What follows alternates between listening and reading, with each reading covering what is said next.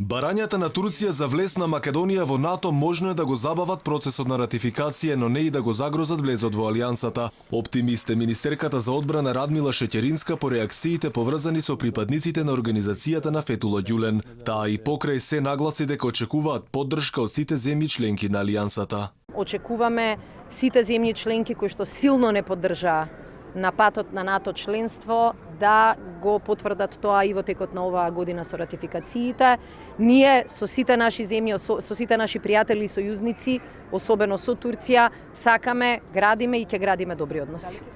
Предходно и министерот за национална одбрана на Турција Хулуси Акар, кој беше во посета на земјава, предупреди дека во Македонија постоја структури на организацијата ФЕТО, а тоа рече дека им штети на односите на двете земји. Имаме нови моменти со кои што се соочуваме и се надевам дека во наредниот период ќе се направат конкретни мерки за да и двете земји се ослободат и се куртулат од оваа терористичка организација.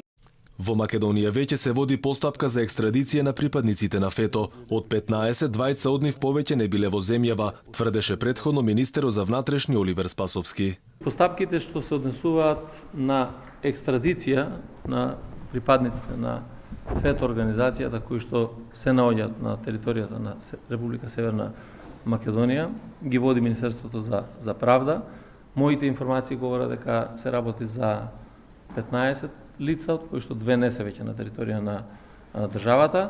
Турција со години наназад е еден од нашите најголеми сојузници, но се уште не го усвоила протоколот за НАТО, кој во последниве 2 месеца го потпиша 11 земји членки на алијансата. Процес кој се очекува да се заокружи до почетокот на следната година и да резултира со полноправно членство. Анкара уште лани побарала екстрадиција на 15 лица, осомничени дека се блиски до организациите поврзани со Фетула Ѓулен, обвинет за неуспешниот државен удар во Турција. Сега останува отворено прашањето дали македонската влада ќе ги исполни желбите на Турција за санкционирање на противниците на Реджеп Тајип Ердоган и дали тоа ќе зависи и поддршката од Анкара за влезот на Македонија во НАТО. Инаку Турција во неколку наврати изрази разочараност дека македонската влада не презела ништо за санкционирање на ѓуленистите.